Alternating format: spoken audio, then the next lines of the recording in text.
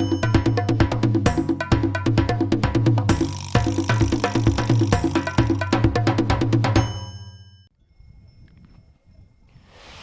silhouette lourde et massive cercle dans le ciel.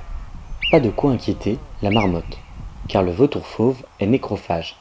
Il se nourrit exclusivement de charognes. Une telle quantité de vautours qui tournoient dans le ciel trahit souvent la présence d'un cadavre. Ici, une brebis est morte d'une chute. Les vautours sautent sur l'occasion. Ils n'hésitent pas à se battre pour un simple bout de chair.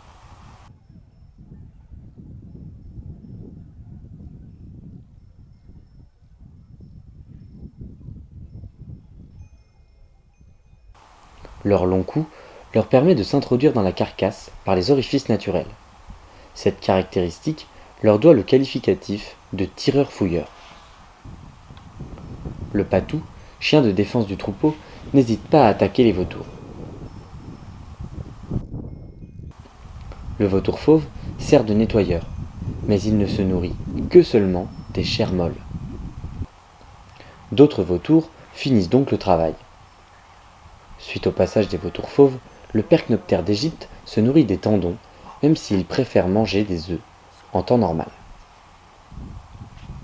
Enfin, le gypaète barbu vient se nourrir des os, qu'il avale après les avoir brisés contre des rochers. Victimes de leur mauvaise réputation, les vautours fauves ont disparu de nombreuses régions. Depuis les années 80, les populations accroissent suite à l'interdiction de l'empoisonnement des nuisibles. En France, pour accélérer ce retour naturel, des programmes de réintroduction ont été mis en place.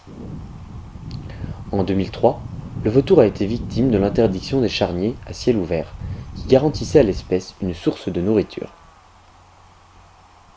En France, les populations se limitent aux zones montagneuses, mais en Espagne, le vautour fauve est quasiment présent partout.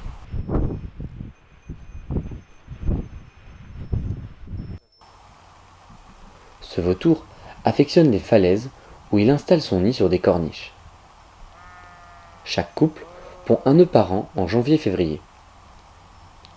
Le jeune s'envolera en juillet-août et entamera une migration erratique pendant près de 3 ans, avant de retourner s'installer à proximité de sa falaise de naissance.